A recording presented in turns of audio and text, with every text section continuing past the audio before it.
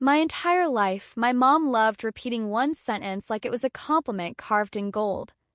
"You're strong. You don't need help." She said it when I carried my own luggage while everyone else handed theirs to Dad. She said it when I was sick and still washed the dishes because nobody else would. She said it when I cried quietly in my room and came out pretending everything was fine. According to her, strength meant silence. Strength meant not asking. Strength meant handling everything by myself so nobody else had to be uncomfortable. And when I was younger, I thought that meant she admired me. I thought it meant I was special. The reliable one. The tough one. The one who didn't break. But here's the thing. People who don't break on the outside usually crack somewhere invisible. That crack in me started the year everything went wrong at once. Rent went up. Work hours got cut. My car started making a noise that sounded like a ghost choking. I felt like I was balancing 10 plates in my hands while standing on one foot. And any second, something was going to fall. I remember sitting at the kitchen table one night, bills spread out like a crime scene. My heart was racing. My hands shook. I did the math 3 times. It never changed. I was short. Not by much. Just enough to drown. For the first time in years, I considered calling my mom and actually asking for help. Not emotional advice. Not "you got this." Real help. $50. Maybe 100. Something to get me through the month. I stared at my phone. Typed. Deleted. Typed again. Finally, I pressed call. She answered cheerful like always. "Hey, strong girl. What's up?" I hesitated. The words tasted like failure. "Mom, I might need a little help." Silence. Not long, but sharp, like a knife being set on a table. "Help," she repeated. "With what?"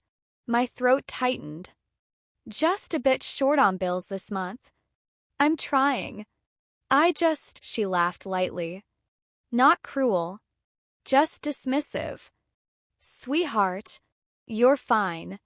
You always figure it out. You're stronger than you think." I swallowed. "I know. But this time I might actually need—" No, she cut in gently. "If we help you every time life gets tough, you'll never learn. You're not like your brother. You don't need rescuing." And just like that, the conversation ended with a pep talk instead of support. I hung up, stared at the wall. Something inside me shifted. Not anger yet. Not even sadness. Just tired. Over the next few weeks, I did what I'd always done. I tightened the budget until it squeaked. I skipped lunches. Sold a few things online. Picked up extra shifts when I could get them. Pretended everything was fine when people asked. Busy, I'd say. Just tired. And every time my phone buzzed with a motivational quote from my mom, things like "pressure makes diamonds" and "God gives the toughest battles to his strongest soldiers," something in me flinched. Not because I hated her, but because for the first time those words didn't feel like love. They felt like a convenient excuse not to show up. One night, the power company sent a final notice. Red letters. Deadlines circled. I sat on the couch with the letter in my lap and my chest felt tight, like someone had strapped a belt around it and pulled. I thought again about calling her.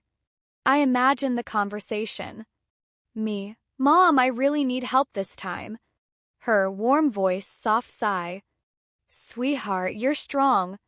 You don't need help. Other people have it worse." And I realized something that made my stomach twist. Asking her again wasn't asking for help. It was asking to be refused in a prettier way. So I didn't call. I figured it out. Barely. Paid one bill late. Delayed another. Lived in constant low-grade panic that hummed under my skin like electricity. A few weeks later, my cousin had a birthday dinner. Big family table. Laughter. Food. Noise. I showed up because that's what I always did. Show up. Smile. Bring dessert. Pretend life wasn't chewing through me from the inside. Halfway through dinner, the conversation shifted to someone else in the family who was struggling. My mom leaned in, voice full of sympathy. "Of course we helped," she said proudly. "He doesn't have anyone. And he's not as strong as our girl here." Everyone turned to look at me like I was some kind of superhero mascot. I raised my glass and smiled because that's what was expected. Inside, I wanted to scream. I wanted to stand on the table and shout, "I don't need help." I just stopped asking. But I didn't. I went home, sat in the dark kitchen, and for the first time the thought crossed my mind quietly, calmly, almost gently. What if I simply stopped showing up to prove I could survive without needing anything? What if I stopped showing up because I finally understood I deserved support, and I wasn't getting it? The first time I didn't show up, it was small. My mom invited everyone over for Sunday lunch like she always did.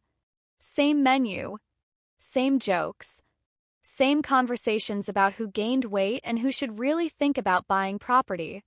Normally, I would rearrange my entire schedule, rush through errands, show up tired but smiling. That day, I looked at the message and simply typed, "Can't make it today. Busy." My finger hovered over send. My heart pounded like I was committing a crime. Then I pressed it. The world didn't explode. The sky didn't fall. 10 minutes later, she replied with a thumbs-up emoji and, "Okay, strong girl. Take care of yourself." No call. No follow-up. No, "Are you okay?" Something inside me stung. I realized she wasn't worried. She was relieved. One less person to manage. One less feeling to consider. The next time was my uncle's barbecue. I stayed home and did laundry. Watched a movie. Cleaned my kitchen slowly, without pressure. For the first time in forever, my body wasn't tense. I didn't jump every time my phone buzzed. No one asked where I was. No one checked in. The silence said more than any speech ever could. If I showed up, I was useful. If I didn't, I was invisible. Weeks turned into a quiet experiment. I stopped volunteering to drive people to appointments. I stopped being the automatic babysitter. I stopped replying within seconds. I wasn't rude. I wasn't cruel. I was simply unavailable. First, my mom kept sending motivational messages. "Proud of how independent you are. You don't need anyone, that's my girl." Each one landed like a rock in my stomach. Because independence didn't feel empowering anymore. It felt lonely. It felt like standing in the middle of a storm with everyone watching from inside their warm houses saying, "Wow, look at her handle that rain." Then one night, everything snapped into focus. I was driving home from work, exhausted, headlights blurring as tears burned behind my eyes. My phone rang. "Mom." I answered on speaker. Her voice was cheerful. "Hey, could you swing by and help your aunt move some furniture tonight? You're strong. Your uncle's back is bad." I gripped the steering wheel. My hands shook. My car smelled like coffee and cheap air freshener. My chest tightened. I heard myself say something I had never said before. No, silence. Not the usual calm silence. A stunned one. "No," she repeated. "You busy?" I swallowed. "I'm tired." Another pause. I waited for the lecture. For guilt. For manipulation. Instead, she sighed. "Wow. I forget sometimes how sensitive you are." Sensitive. That was the word she used when she didn't want to admit I was hurting. Sensitive. As if my exhaustion was a personality flaw. As if my limits were immaturity. I hung up, pulled into a parking lot, and cried in the dark car. Not loud. Not dramatic. Just quiet tears for someone I finally realized had never been allowed to need anything. Something changed after that night in the parking lot. Not suddenly. Not with fireworks. More like a slow click inside my chest, as if a lock had turned and a door quietly opened. I started paying attention, really paying attention, to the way my mom spoke about me versus the way she spoke about everyone else. When my brother needed help with his car, she organized an entire family rescue mission. Phone calls, group chat, people showing up with tools, sandwiches, encouragement. "He's trying," she said. "We all fall sometimes." When my aunt cried about stress, Mom appeared at her door with soup and tissues, ready to listen for hours. "Nobody should carry everything alone," she said. But when it came to me, the script never changed. "She's fine. She's strong. She'll manage." I heard it everywhere. Family dinners. On phone calls. Even when I wasn't in the room. That sentence had become my entire identity. Not daughter. Not person. Not someone worth tending to. Just strong. Just self-sufficient. Just endlessly available. And the more I noticed it, the more it hurt. One day at work, my chest tightened so badly I thought I was having a heart attack. My hands tingled. Vision blurred. Breath wouldn't come. A coworker rushed over. Hey, breathe. Sit down." I shook, humiliated, as tears spilled down my face for no clear reason. Panic attack. My doctor later called it chronic stress catching up. He asked gently, "Do you have support at home?" I opened my mouth to say yes. Nothing came out. Truth lodged in my throat like a stone. I went home that night and looked around my apartment. Piles of laundry. Stacks of bills. Half-eaten leftovers. A life held together by duct tape and grit. I picked up my phone. Not to call for help, that instinct had already died. But to scroll through old messages. Birthdays. Holidays. Congratulations with disclaimers. Every text had the same underlying message. Proud of you for doing it alone. Proud of you for needing nothing. Proud of you for making life easier for everyone else. I set the phone down and whispered out loud to no one, "I'm not okay." The words sounded foreign. Fragile. Then I said them again. Louder. "I'm not okay." My voice cracked. I cried, not silent this time. Ugly. Messy. Years' worth of swallowed tears. Somewhere in the middle of that storm, a thought arrived quietly, steady like a hand on my shoulder. If they only love me when I don't need anything, is that really love? And if being strong costs me my health, my peace, my sense of worth, is that strength or is it erasing myself? From that night forward, I stopped trying to prove I was unbreakable. And slowly, without announcing it to anyone, I began to disappear from the places that expected me to be invincible. At first, nobody noticed that I was pulling away. I skipped one dinner, then another. I answered messages slower, shorter, polite but distant, busy, working late, maybe next time. Kind of replies people rarely question, especially when they already believe you don't need anyone anyway. Weeks passed. Family events happened without me. Photos appeared online. Smiling faces. Birthday candles. Holidays. I wasn't in them, and nobody seemed bothered enough to ask why. My mom occasionally sent the same sentences. "Hope you're staying strong. Proud of you. Miss you, but I know you're busy." Busy became the explanation for everything. Easier than the truth, which sounded far less flattering. I was exhausted. I was slipping. I was slowly realizing that being the strong one had become a prison with pretty wallpaper. The real turning point came during a holiday dinner I didn't attend. I stayed home that night, made soup, curled up on the couch with a blanket and silence. My phone buzzed a few hours later. Picture from my cousin. Everyone gathered around the table. Laughter caught midair. And there, beside my empty chair, was someone else sitting comfortably, filling the space I'd quietly vacated. No caption. No wish you were here. Just proof that life went on seamlessly without me.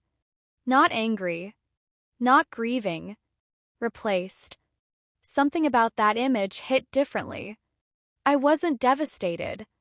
I wasn't jealous. What I felt was clarity. If I was so essential, why was I this easy to erase? And if I disappeared and nobody felt my absence, what exactly had my presence ever meant? The next week, my mom finally called. Not texted. Called. I let it ring twice before answering. "Hey," I said softly. Her voice sounded overly cheerful. That tone she used when she was about to slide criticism into sugar. "We haven't seen you in forever," she said. "Everyone's asking about you." "Oh," I replied. "What did you tell them?" She laughed. "That you're strong. That you don't need anyone hovering. You're living your life." I stared at the wall. Heart heavy. There it was again, the same sentence, the same script, spoken like it was a badge of honor instead of evidence she had missed every signal. "We're having dinner this Sunday," she continued. "Come by. It'll be good for you. Not we miss you. Not are you okay. Not how are you really." Just another appointment on her calendar. This time, I didn't scramble to say yes. I didn't rearrange my world to slot myself into hers. I took a breath and answered slowly. "I don't think I can." She paused. Confused. "Busy again?" "No," I said. "Just not coming." Silence stretched thin between us. I could almost feel her blinking on the other side. Then her voice sharpened just slightly. "Is something wrong?" For a split second I almost caved like I always did. I almost said, "No, everything's fine." But that lie had cost me too much already. "Yeah," I said quietly. "A lot is wrong." The conversation didn't explode. Didn't become dramatic. Just grew very still. She didn't know what to do with that answer. And in that moment, I realized something important. Maybe she had never learned how to respond to me needing something because she had never been required to. I ended the call gently. No fight. No guilt tossed back and forth. Just a boundary laid down like a line in sand. And afterward, instead of panic, I felt something strange. Relief. Heavy, bittersweet relief.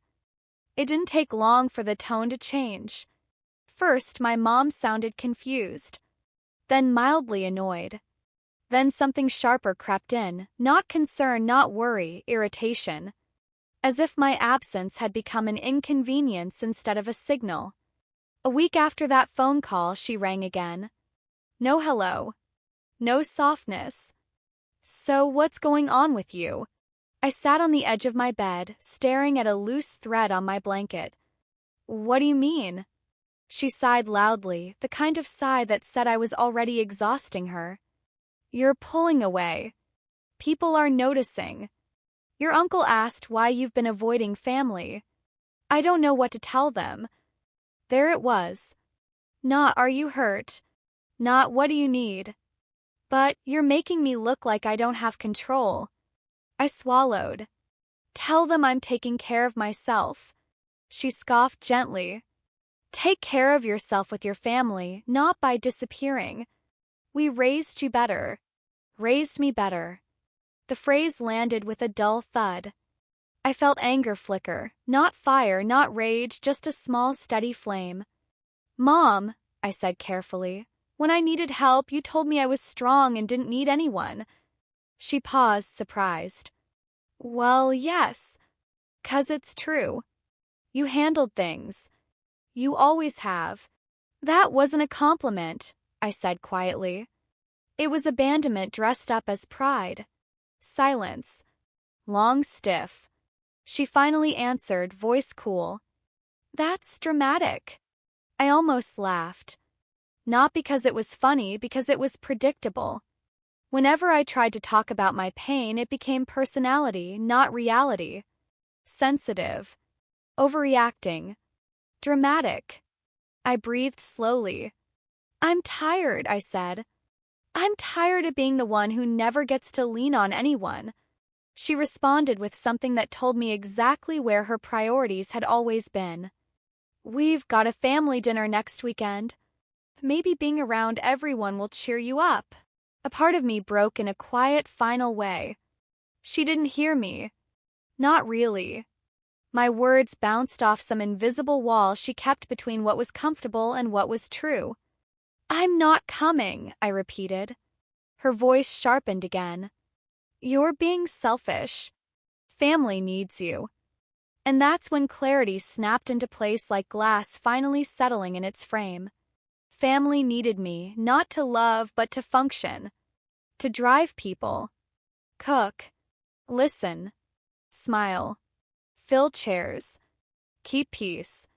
Be reliable. Be strong.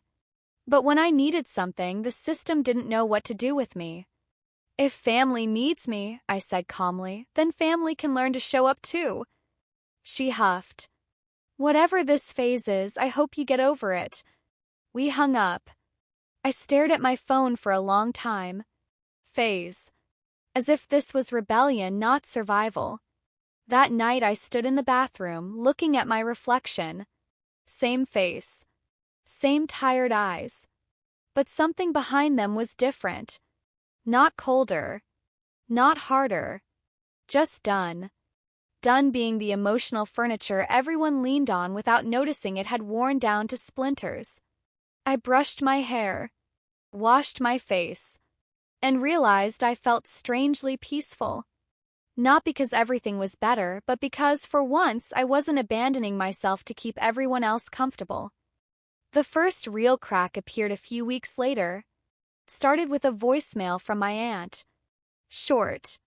Clipped. Call your mother. She's upset. Upset. Not worried. Not scared. Upset. I waited a full day before calling back, not out of spite, but because I had learned something new. I didn't need to jump the second someone snapped their fingers. When I finally dialed, Mom answered on the first ring.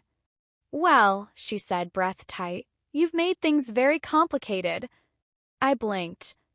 Hi to you too. She ignored that. People keep asking where you are. They think we've had some big falling out. Do you realize how that makes us look? There it was again. Image over reality. Appearance over truth. I leaned back in my chair, staring at the wall. Did you tell them the truth? She hesitated. What truth? That I was drowning and nobody noticed. Silence exploded between us. Then she laughed, but it wasn't amused, it was defensive. You're being dramatic again. You always take things so personally. Something in me hardened. Not cruelty. Not coldness. Just resolve.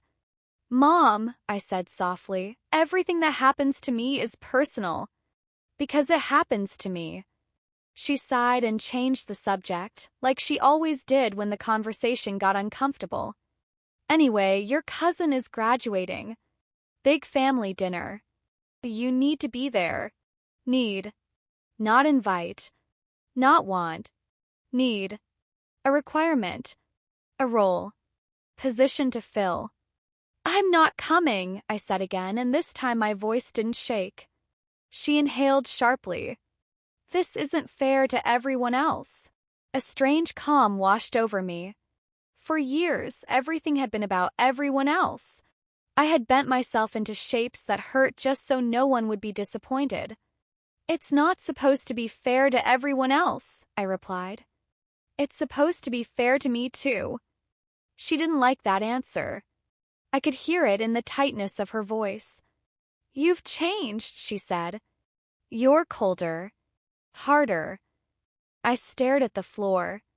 No. I just stopped bleeding quietly. Another long pause.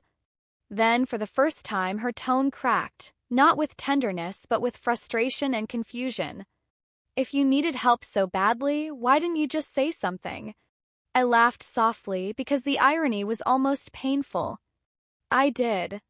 4 years. And every time I was told I was strong, that I'd figure it out, that other people needed help more. She didn't respond to that. Maybe she couldn't. Maybe acknowledging it meant seeing herself in ways she wasn't ready to. Eventually, she said in a smaller voice, "Your dad thinks you're punishing us." I closed my eyes. Not angry. Just tired. I'm not punishing anyone. I'm protecting myself. On the other end, I could hear the faint murmur of conversation in the background. People in the house. Life continuing. Comfort continuing. With or without me. "Well," she said finally, "I hope you come to your senses soon." We hung up, and I sat there with the quiet buzzing in my ears. Old me would have cried, begged, questioned if I was the problem. This version of me didn't. Instead, I realized something heavy and liberating all at once. They weren't used to me having needs because I had always swallowed them before they reached the surface. I had trained them, unintentionally, to see me as unbreakable. And now, by saying no, by choosing distance, I wasn't destroying the family. I was simply refusing to continue playing a role that cost me everything. That night, I poured a glass of water, sat near the window, and watched the city lights blink quietly against the dark. For the first time in a long time, the quiet didn't feel lonely. Felt like space. Felt like air. Felt like the beginning of a life where strength didn't mean silence. It meant choosing myself, even when no one else understood. It didn't take long for the ripple effects to start. First, it was the small things. Missed group photos. An empty chair at family lunches. Inside jokes I no longer understood because I wasn't there when they formed. At first, they tried to pretend it didn't matter. "She's busy. She's independent. She's always been like that." Those words traveled back to me through cousins, through screenshots, through the careful whispers of people who loved me quietly. And every time I read them, something in my chest twisted. Not because I wanted to be back there, but because it confirmed the truth I had been afraid to say out loud. I had been easier to love when I wasn't asking for anything. Then the tone shifted.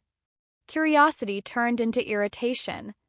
Irritation turned into speculation. "She thinks she's better than us. She's holding grudges. She's ungrateful after everything we did." I would read those sentences and sit very still, like moving would somehow make them truer. 'Cause that was the script, wasn't it? If I stayed silent, I was strong. If I spoke up, I was dramatic. If I kept giving, I was good. If I stopped, I was selfish. One night, I opened my messages and found a long text from my dad. No greeting. No softness. Just a list of things they had paid for when I was younger. Clothes. School supplies. Gas money. A dentist appointment from years ago. All lined up like an invoice. At the end, he wrote, "We don't understand how you can throw away your family over feelings." Feelings. He said it like it was something flimsy. Something optional. Something you can ignore if you just try hard enough. I stared at the screen, my hands shaking. Not from anger. From recognition. They had never learned that emotions are data. That pain is a signal. That boundaries aren't punishments, they are instructions on how to treat someone without breaking them. I typed. Deleted. Typed again. Deleted again. Everything I wrote sounded either too harsh or too apologetic. And I didn't want either. Finally I wrote, "I'm not throwing anyone away. I'm choosing not to disappear to make everyone else comfortable." Then I set my phone face down and walked away. An hour later, he replied with just 2 words. "Suit yourself." Those words hit harder than any insult. Not because they were cruel, but because they were dismissive. Like my existence, my absence, my pain were just another inconvenience to be brushed aside. Days passed. Then weeks. Something unexpected happened. The silence stopped feeling like punishment, began to feel like clarity. I had time to notice things about myself I had ignored for years. The way my shoulders dropped when I didn't have to anticipate being criticized. The way my laugh sounded louder when I wasn't shrinking to make space for someone else's ego. The way I slept deeper when I wasn't rehearsing imaginary arguments in my head. Tasha noticed it first. "You look different," she said one morning as we stood in the kitchen. "Not happier. Not sadder. Just freer."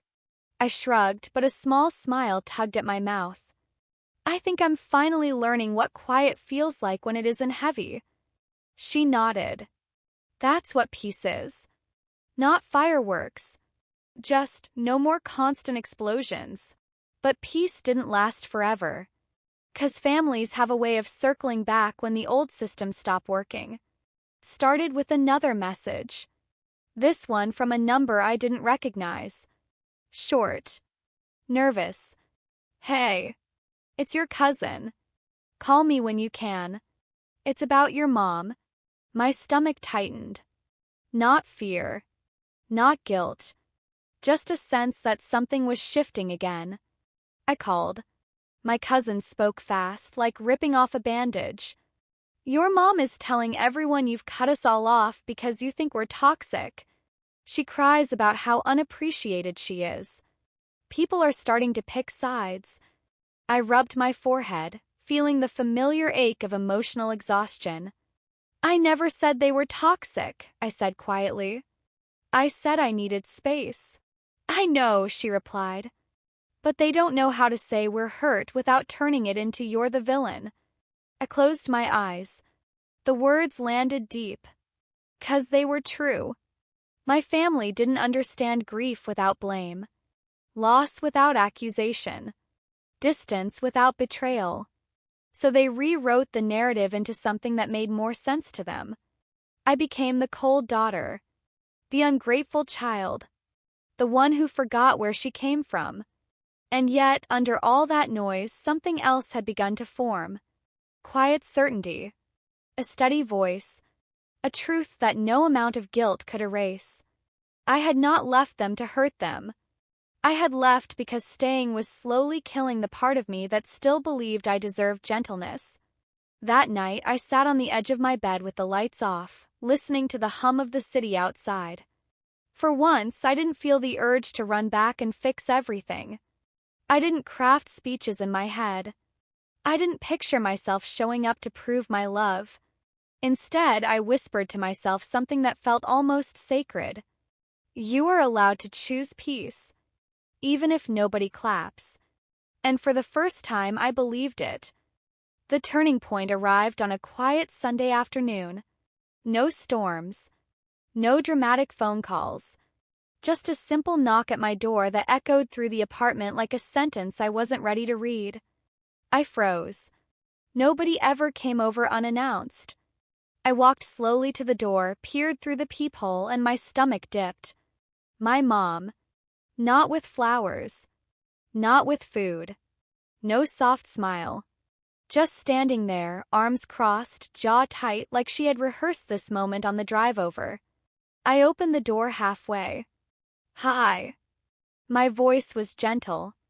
Hers wasn't. "We need to talk." No greeting. No question. Just declaration. I stepped aside, motioned her in. She walked past me like she still lived inside my life and I was the guest. She looked around the apartment, eyes darting, noticing the clean counters, cozy blanket, plants, the calm. For a second, I saw confusion flicker across her face. Maybe she expected chaos. Maybe she thought distance meant my life had fallen apart. Instead, it looked steady, small, quiet. Mine. She sat down at the table, folded her hands like a judge, and took a breath. This has gone on long enough. I pulled out the chair across from her and waited. Silence stretched. Then she began, not with concern but with accusation. Your behavior is hurting the family. People are asking questions. They think you hate us. I blinked slowly. I never said that. You don't have to, she snapped. Your actions speak. I swallowed a sigh. There it was again, my feelings being evaluated like evidence in a trial. I needed space, I repeated softly. Space from what? Her eyebrows lifted, daring me. I held her gaze. From always being the one who holds everything together. From being expected to show up every time, smile every time, support everyone, and get nothing back when I'm the one struggling. Her lips pressed together. We raised you. We gave you everything we could. You're being ungrateful. Ungrateful. That word. It landed like it always did, heavy, familiar, lined with guilt. Only this time it didn't crush me. It just sat there. And I could see it for what it was. A tool. A lever. A way to force silence. Being grateful, I said slowly, shouldn't require me to disappear. She frowned. You exaggerate. I shook my head. No. I got the message loud and clear my whole life. Be strong. Don't ask for help. Don't make waves. Be easy. My voice trembled, not from fear but from honesty. And when I finally didn't want to carry everything by myself anymore, I was told I was selfish. She leaned back, eyes narrowing slightly. You could have just told us. I laughed softly, not mocking, broken. I did. So many times. And every time the answer was the same. You're strong. Her gaze dropped for just a second. Tiny crack. We thought we were encouraging you, she murmured. We thought we were building resilience. You were teaching me I was alone, I replied quietly. Another silence. Not hostile. Not sharp. Heavy with something else, realization maybe. But it didn't last. Her defensiveness snapped back like a rubber band. Well, you still shouldn't be treating your family like strangers. There it was, back to image, duty, loyalty. Mom, I said, soft but firm, love without support doesn't feel like love. It feels like performance. Her jaw tightened again. We've always loved you. I don't doubt that, I answered. But love without listening still hurts.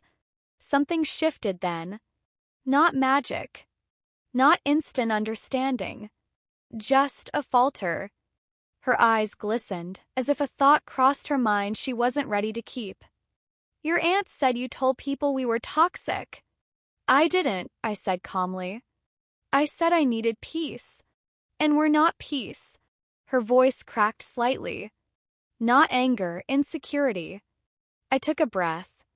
Right now, being around you costs me pieces of myself I can't afford to lose. She stared at me like I had spoken another language. Not cruel. Just lost. Then, in a small voice I had never heard before, she asked the question that finally pierced the air between us. So, what do you want from us? For a moment, the room stopped. The refrigerator hummed softly. Car passed outside. My heart settled into an even rhythm. Because this was the question I had been waiting my entire life to hear. Not why are you doing this? Not how does this make us look? But what do you need? My throat tightened, but I didn't look away. I want you to stop calling strength the reason you don't show up.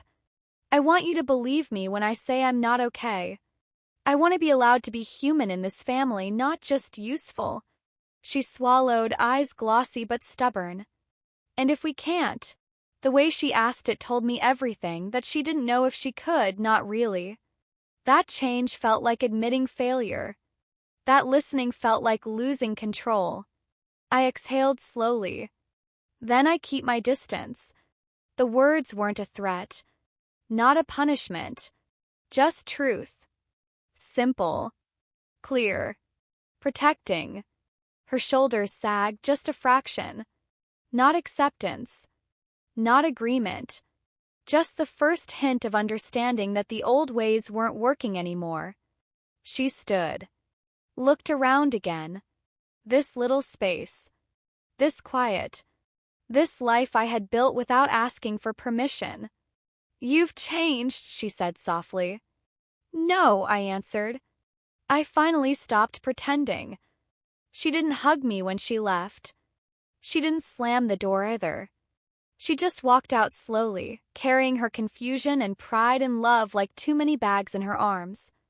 When the door clicked shut, I leaned my forehead against it and closed my eyes. Was it painful? Yes. Was it final? No. But for the first time, the conversation hadn't ended with me apologizing for needing something. And that small shift, that tiny fracture in the pattern, felt like the beginning of something that might one day resemble healing. The days after that visit felt strangely quiet, like the pause between waves. Nothing dramatic happened. No explosive texts. No midnight phone calls. Just space. A space that used to feel terrifying now felt like room to breathe. But families don't change quietly. They circle. They push. They test the walls to see if the new boundaries are real or just another temporary phase you'll eventually apologize for. It started with small attempts. My aunt invited me to lunch just to catch up. My brother sent memes like nothing had happened. My dad forwarded random articles with no context, as if connection could be rebuilt through headlines. All of it harmless. All of it missing the point. None of them said, "How are you really?" None of them asked, "What do you need from us?" They wanted access, not understanding. Presence without responsibility. And for the first time, I noticed the difference. One evening, my phone buzzed again. This time from my mom.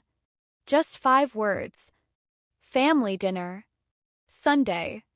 Be there." Not a question. Not an invitation. Command. Old me would have read it and immediately rearranged my entire weekend.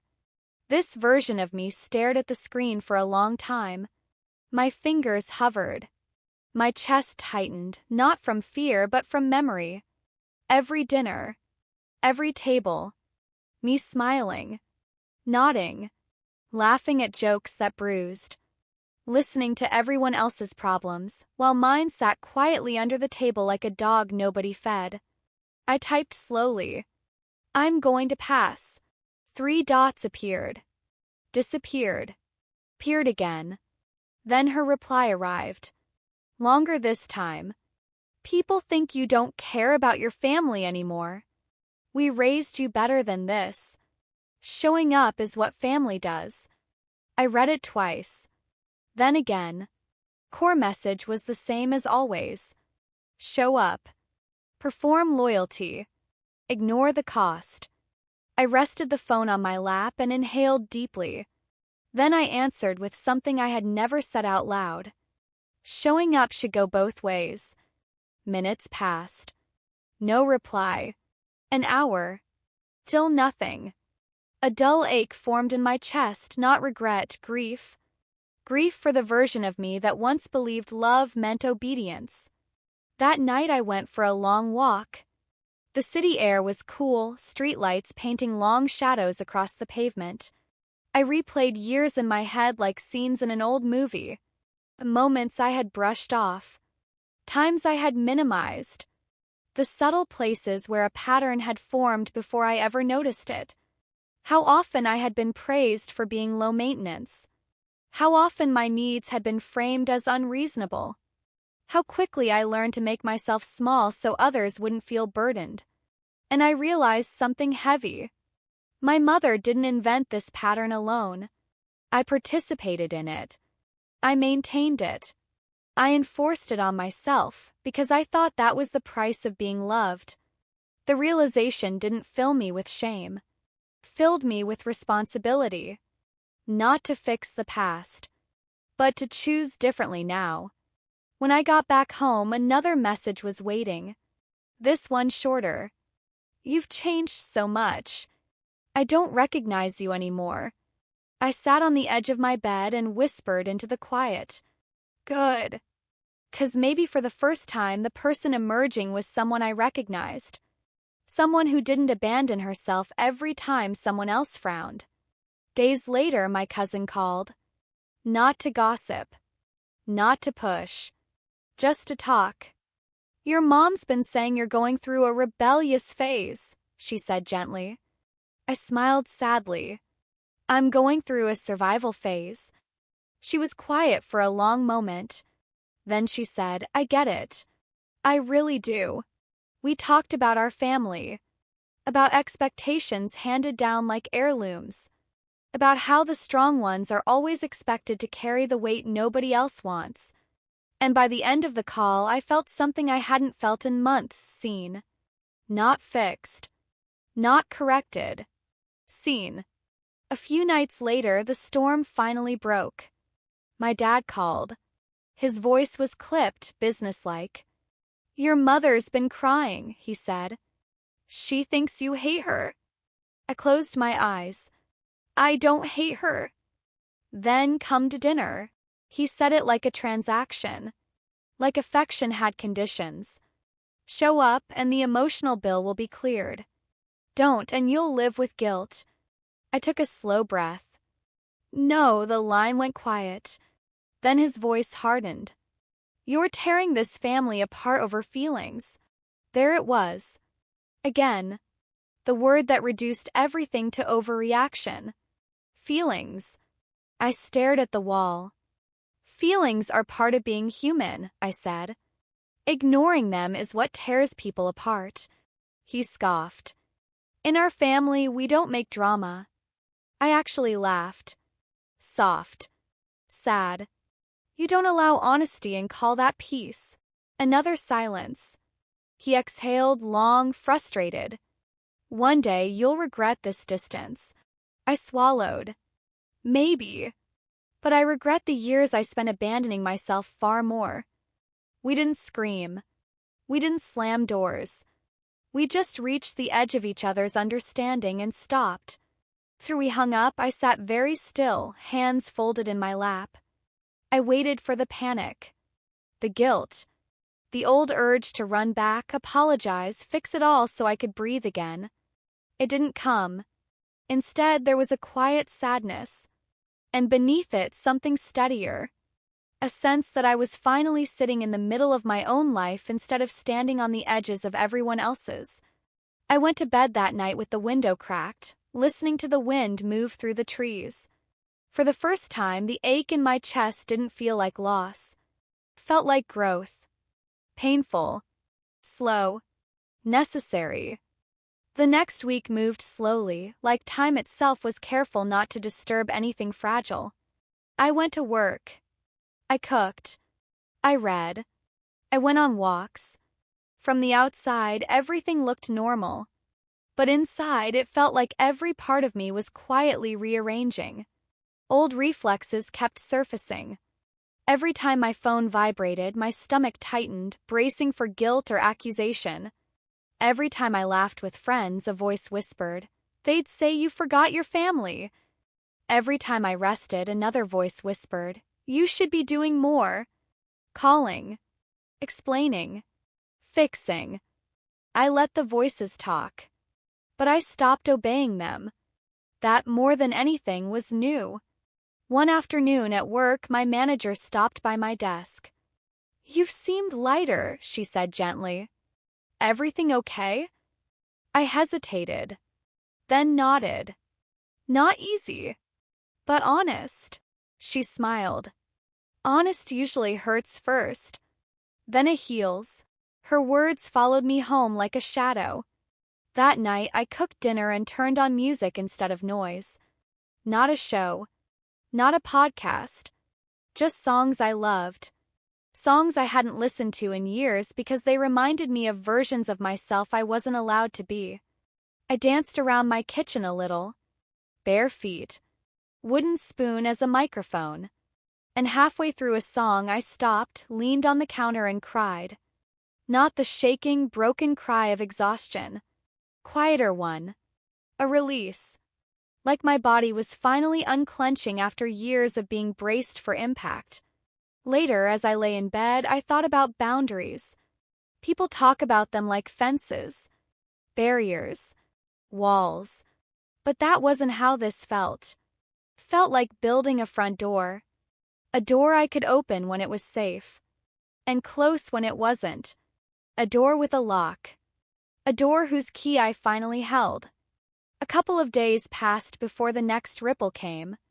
My mother finally texted again. Longer this time. Carefully worded. I've been thinking. Maybe we should talk. Just us. No drama. No accusations. Just talk. I stared at the message. Felt different. Not perfect. Not fully safe. But softer. Less commanding. More human. My heart beat faster. I didn't rush. I took a walk first. Sat on a park bench. Watched kids chase each other while parents sipped coffee and pretended not to worry.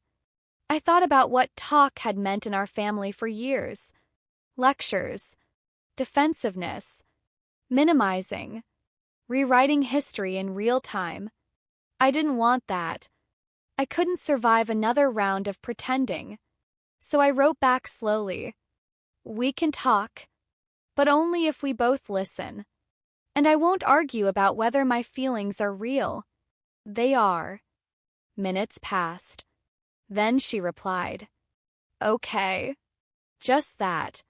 A small word. But it felt like a door clicking softly open. We agreed to meet in a quiet cafe on the edge of town. Neutral ground. No home turf. No walls full of memories ready to be used like evidence. The morning of the meeting, my hands shook slightly as I tied my shoes. Not with fear exactly. With significance. This wasn't a confrontation. This was a line. A test. Not of her. Of me. Could I stay present without shrinking? Could I speak without apologizing? Could I protect myself without becoming cruel? I arrived early. Ordered tea. Sat by the window. Watched cars slide past. When she walked in, I saw it instantly, the nervousness. The tension around her mouth. The way her eyes scanned the room like she wasn't sure whether to hug me or scold me. She sat. We exchanged small talk at first. Weather. Work. Nothing words. Then the silence came. Heavy. Waiting. Finally, she exhaled. I feel like I'm losing you, she said softly. I swallowed. You're not losing me, I said. You're just seeing the parts of me you didn't want to look at. Her eyes glistened. We did our best. There it was. The sentence every child of complicated parents eventually hears. I nodded slowly. Maybe you did. But our best still hurt me. She winced. Not aggressively. Like the words genuinely stung. You've always been so strong, she whispered. I thought you didn't need what the others needed. My chest tightened. I needed it, I said quietly. I just learned earlier than everyone how to survive without it. We sat in that truth for a moment. No one rushed to explain it away. No one laughed nervously. We just sat. Then she said something that surprised me. When you stopped showing up, it scared me. Not because you were rebellious, 'cause it made me realize how much we asked of you, and how little we gave back. My throat burned. I blinked hard. Then why did you get angry when I stepped back? She twisted her napkin between her fingers. Because if you weren't the strong one anymore, then we had to look at ourselves. I didn't let her off the hook. But I saw, maybe for the first time, the small, frightened woman beneath all the control. We talked for nearly 2 hours. Not perfectly. There were still defensive moments. Still small attempts to redirect. Still places she couldn't go yet. But there were also apologies. Real ones. I'm sorry I made you feel invisible. I'm sorry I treated your pain like inconvenience. I'm sorry I expected you to carry things alone. sentence landed somewhere deep. Not as magic fixes, but as gentle stitches in places that had been torn for years. Before we left, she reached across the table, hesitated, then said, "If I overstep again, remind me. I won't always get it right." I nodded. "I'll remind you. But I won't disappear to stay loved anymore." She swallowed and nodded too. We walked to our cars. She hugged me. Not possessively. Not desperately. Carefully. Respectfully. I sat in my car afterward, hands resting on the steering wheel, and breathed out shakily. Not because everything was healed. It wasn't. Not because the past was erased. It wasn't. But because for the first time a conversation ended without me abandoning myself. And that felt like a miracle. On the drive home, the sky opened in soft rain. The kind that doesn't punish. Kind that washes dust from leaves and leaves the world smelling new. That night I journaled. Not about them. About me. What I wanted. What I valued. What I refused to carry anymore. Page filled slowly. Carefully. Word by word. I realized something as the ink dried. My story was no longer just about what my family did to me. It was about who I chose to become afterward. And for the first time in a very long time, that future didn't feel like survival. Felt like possibility. The weeks after that conversation didn't feel like fireworks. They felt like slow weather change. Subtle. Gradual. Real. Some days were warm. My mom would text something small but thoughtful. A photo of the garden. A message asking, not demanding, whether I wanted to come over for coffee. Other days were cold. Old habits resurfaced. Little guilt hooks disguised as jokes. Tiny reminders that change is never a straight line. And yet, something inside me stayed steady in a way it never had before. I wasn't chasing approval anymore. I wasn't rewriting myself to stay welcomed. I wasn't rehearsing my existence like a role I might get fired from if I messed up. I was simply there. And the world somehow kept turning. One afternoon, I visited the house. Not because I was summoned. Because I chose to. That alone felt monumental. When I stepped inside, everything looked the same. The same framed smiles on the walls. The same rug. The same faint smell of detergent and old memories. But my place in it had shifted. Subtly. Powerfully. My father was in the kitchen when I walked in. He looked up, surprised. For a second, the old expression flashed across his face. Authority, expectation, certainty. Then it softened. "Tea?" he asked. Just one word. No lecture. No conditions. I nodded. We sat at the table where so many unspoken things had gathered over the years. Cups between us. Silence at first. Not tense. Just unfamiliar. Finally, he cleared his throat. "Your mother said you two talked." I nodded. "We did." He watched the steam curl upward. "She said she heard you. I'm still working on it." I studied his face. The lines at the corners of his eyes. The way pride and stubbornness wrapped around vulnerability like armor. "I know," I said. "That's your work." "Not mine." He gave a small, almost reluctant smile.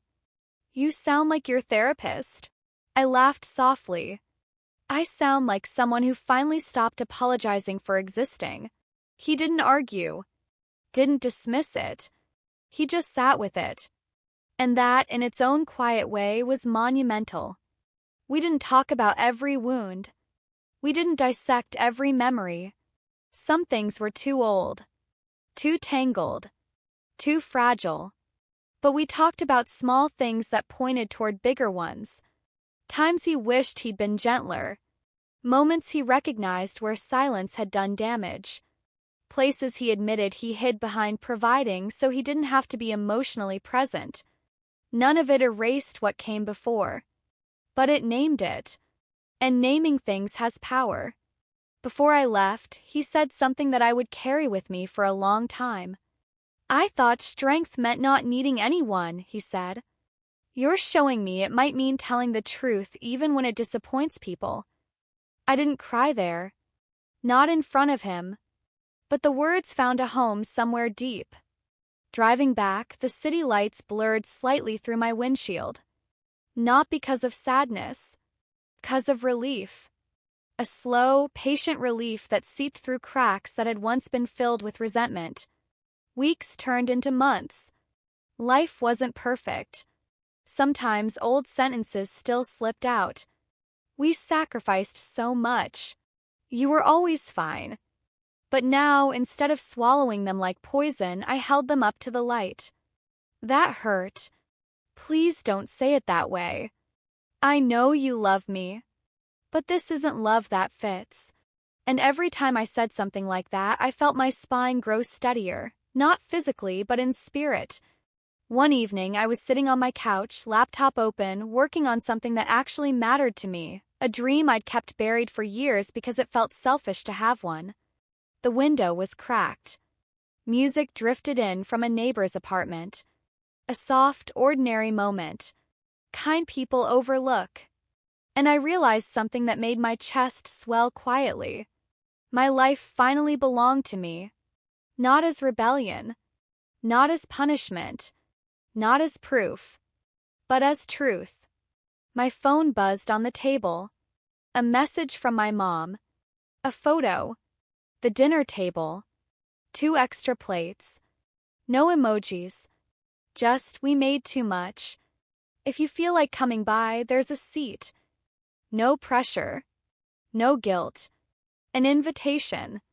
I smiled. Not because I was needed, but because for once I was wanted without disappearing to earn it. I didn't rush. I took another sip of tea, finished what I was doing, and when I finally picked up my keys, it wasn't because I was afraid of disappointing them. It was because I wanted to be there, and that changed everything. Walking out the door, it hit me with quiet clarity. Family doesn't stop being complicated. Love doesn't suddenly become flawless. But there is a difference between being kept and being chosen. A difference between being silent and being heard. A difference between staying out of fear and staying out of freedom. My revenge never came in the form of speeches, explosions, or dramatic exits. Came in 3 simple acts. I told the truth. Ich chose myself. And I stayed only where both could coexist. That, more than anything, was the ending I never knew I was allowed to have.